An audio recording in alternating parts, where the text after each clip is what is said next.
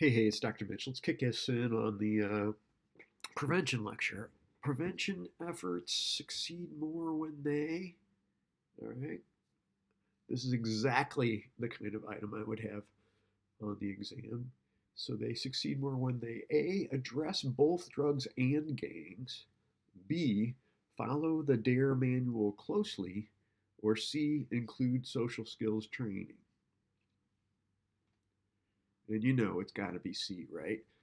Address both drugs and gangs. Unfortunately, doesn't look like it's a good way to go. It's just trying to do too much with rather little time.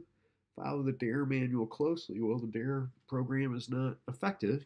Include social skills training. Ding, ding, ding, ding, ding. Right, there we go. That one seems to help. Particularly the assertiveness stuff seems to go a long way.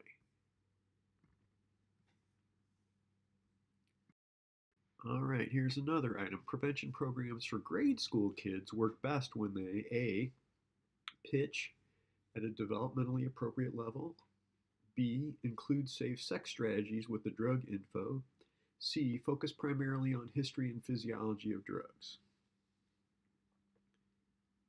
And I'm sure you know it's A, right? We're going to pitch at a developmentally appropriate level. You're not going to sit down with grade school kids and try to explain the neuron or something. Just let them know that there are medicines that they should get from their parents or a physician and really shouldn't take anything else. Including safer sex strategies, just thought of doing that with grade school kids grosses me out to no end, and I'm actually sorry I even used that one as a distractor. But it's that theme of, trying to do too much in one program. And then C, focus primarily on history and physiology of drugs. Knowing just raw knowledge about drugs doesn't seem to really help. So, not that one either. Now, I know this one's going to be on there or something just like it. Prevention programs for those who are already in recovery, right? So, people who've had drug problems and have tackled them. Is it A, they're ineffective, B, primary, C, secondary, or D, tertiary? And I hope it's obvious that that is tertiary. And they're not ineffective. In fact, there are some good data on relapse prevention work that really does help prevent relapse, basically, the ultimate in a prevention program as far as I'm concerned. Well, so let's get into the implementation, and I don't want to drive you guys nuts with this. This is more for folks who are actually going to get in there and do the intervention. And I would love it if you want to go back to your high school and teach them stuff. But the bottom line is, it's it's not something that you can do without a pretty extensive manual and a lot of training. So there are different settings, obviously, different teaching strategies and classroom setup. We don't need to get into all of that. But the settings, obviously, it's really nice if it's at school, but if you can get it out of school, then it doesn't feel so much like school. And who's going to show up to one of those? Obviously, people who are interested or targeted in a sense. So if your local religious place does it, or your mental health center, or the community center, something like that. So it doesn't feel like, oh, it's just another class. That may have some advantage. The teaching strategies, the take-home message is just an interactive style. Somebody who's willing to basically be a little extroverted with the crowd seems to do better. And the classroom setup, you don't drive yourself nuts with this, but the take-home message is just, can you make it so that there's not a lot between you and the people? So hiding behind a podium, stuff like that, probably isn't the best strategy. So to maximize effectiveness, choose wisely. Well, who could who could argue against choosing wisely? And the different providers who've been used, we've got teachers, school counselors, blah blah blah blah blah. But truth be told, older peer leaders have a real advantage. So if somebody who was the cool kid of that grade school comes back when he or she's in junior high and leads these things, it does do well. In some communities, unfortunately, they stop thinking that person is cool. But it doesn't always happen that way, and we don't really know exactly what works. So I mean, that would still be my first go-to, and then a college student who clearly like isn't somebody's dad. That's gonna go over well also. And this is just showing off that in fact that life skills training program really does have some pretty stellar reductions just on who tried and who used. And you can see here that going by the percentages is, a 75% reduction is we're already starting at 15% at most. So let's think about it as percentage drop rather than, like, we should think about it as percentage points, right? If you go from 15 to 2, that's a 13 percentage point drop. That's what you should report, not a percentage of a percentage. That's a bunch of exaggerating nonsense. So we'll check out how to lie with statistics when you do that. But the take home message is yes, life skills training really does work. Are there other effective programs? Indeed, and these are their names, but don't drive yourselves nuts. I'm not going to put these like, what is the brain power junior scientist program? Like, that's yuck. No, you shouldn't need to know that. Just understand that they're out there and that some of them are elementary school and then some of them are middle school and later. So these are intriguing, but we spend enough time on this. The goals are almost always to enhance those buffers, help folks join up with some community that's going to engage in drug use incompatible behaviors and teach them stuff that might help them kind of just respect their own bodies and at least delay onset. So Lion's Quest Skills actually has some data. It's real hardcore cognitive behavioral, just examining the cognitions underneath, like the idea that drugs are always fun or everything's more fun with marijuana, right? Can you tease that apart? That's great. And then planning your behavioral activation, basically planning a day that's filled with fun stuff. That goes a long way. This did so well that they did go ahead and extend it to some high schools. I haven't seen those data yet. Project Alert focuses on substances that adolescents typically use first. So this was smart because they do cigarette smoking and alcohol consumption almost exclusively. And it's weird because unfortunately, kids sometimes get the wrong message and then say, well, I heard pot will lead to heroin, so we huffed gas. And I'm just like, oh man.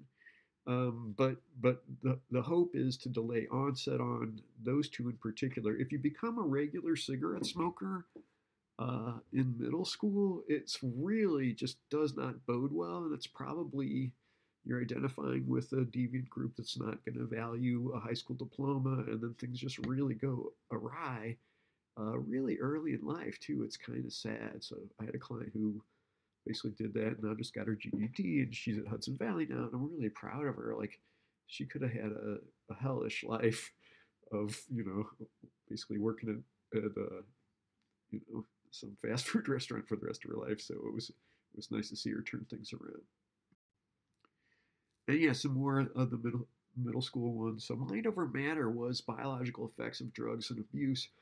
They make it sound like it's just information, though. They sneak a bunch of skills training in there. And then the mentoring program. So I was surprised at this because really it's not focused on drugs at all. It's focused on developing a nice relationship with just one person who believes in you, and it doesn't have to be about somebody wagging their finger at you saying, don't do drugs. It's about somebody saying, I know you can do all these other things if you want to, that you could achieve in these domains and get a good job or go to school or anything like that. And I, of course, love that approach markedly more than just the drugs are bad and K business. So how would we design an ideal program? So this is where I'm going to kind of throw it open to you guys. Like any ideas you have, put them in the comments here because I am at a loss. I mentioned my friend Steve Sussman who does this work Whew, it is hard. Like it is just really, really difficult. And like I don't mind doing the harm reduction stuff for cannabis and uh, branching out into some of the hallucinogen stuff. But like this, get little kids to never try a cigarette, like that is kind of beyond me. But so, as you'd guess, we want to consider risk factors, think about the key features that we want to include, and then choose a combination of approaches if possible. So, don't just do it in the school. Could we also have some community based thing with posters, public service announcements, meetings, anything like that? And it doesn't necessarily have to be drug focused so much as consequence focused. So, the don't drink and drive stuff, man, I love that. And that seems to work really well. And I mean, that used to be a huge problem before a bunch of you guys were born. We're really doing better on it now. And it's just in part like it's not cool to drink and drive anymore. And it's okay to be at a party and say, hey, can I crash on your couch a minute? And things like that. When, I hate to say it, in the 70s, that was not so hip. Oh God, yeah, don't bother uh, don't bother learning these. Just understand that I don't like this graph because it says preventing adolescents from gateway drug use. Right? Just the idea that one drug happened before another drug doesn't mean it's a gateway. It doesn't mean it's, yeah, that just drives me nuts. But understanding that some are skill based, some are family based, some are community based, I'm sure you already got that. There are some intriguing risk factors listed here that I haven't touched on. Chaotic home environment, if you grew up in one of those, welcome to the club, right? That does seem to increase stress. Poor family relationships and ineffective parenting, right? The either really authoritarian, like, you're under my roof, you gotta do what I say. What a surprise, people rebel against that. And that sort of laissez faire, like the parents who aren't really watching, kind of bordering on neglect. What a surprise, those are at risk. The genetic influence, what we inherit isn't necessarily the disorder so much as just how we respond to certain drugs. So people who find alcohol stimulating are often at risk for alcohol problems. And what a surprise, that seems to be biologically influenced and probably heritable. A poor school environment, man, it is rough. But right, if you dread going to school in the first place, why would you want to go? And wouldn't you want to kind of zone out as much as you can while you're there? Deviant family and peer influences. Unfortunately, I don't like the way that's often conceptualized. It's basically don't hang around with people who use drugs, but I think it'd be kind of nice to see, if your dad sits down and has one beer at night, like I think that's kind of a nice model, right? Things like that. So, poor social coping, individual personality traits, societal influences. If you're part of a community that says, hey, we're not down with this and we're willing to talk about it, I think that that's really what matters. Where do we need to go from here? We need to advance the science and erase the stigma. All right, so obviously there's a bunch of deliberation, shall we say, about having drug problems and associated stigma. So it's not okay to use drugs problematically. Like we want to make sure people understand, no, nobody wants you to do that.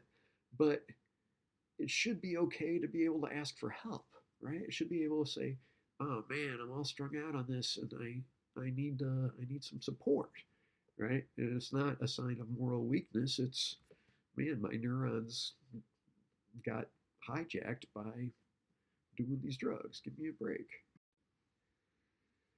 Okay, and then this is just really trying to get into the nitty gritty of organizing one of these, and don't drive yourself nuts on these. But the key thing almost always is, if you can imagine, locating a funding source.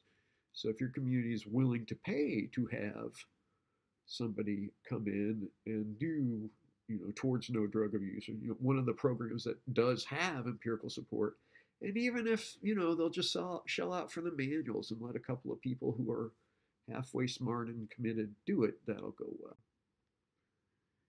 And then the training, again, I don't feel like you guys need to get into all of this. It's just recurring themes based on the stuff we've already mentioned. Anything we can do to get the word out if you are going to do it is great. But again, don't drive yourself nuts with these. And I've got a bunch of references here. I realize these are not necessarily up to date, but you get the big idea. And then more than anything, those take-home messages. So you know risk factor if you see it, you know the different types of prevention, you know essentially what works and what doesn't. You're going to be in great shape for the exam. This is one of, just a few topics we have, and in part because I spent so much time on treatment. You can imagine if I have, 10 to 12 items on this, that would be a miracle. In the meantime, yeah, give me comments, email me if you have questions. I will post this and the link to the Kahoot. Definitely do the crossword puzzle. I had a good time writing that one. Thanks so much for coming along for the ride.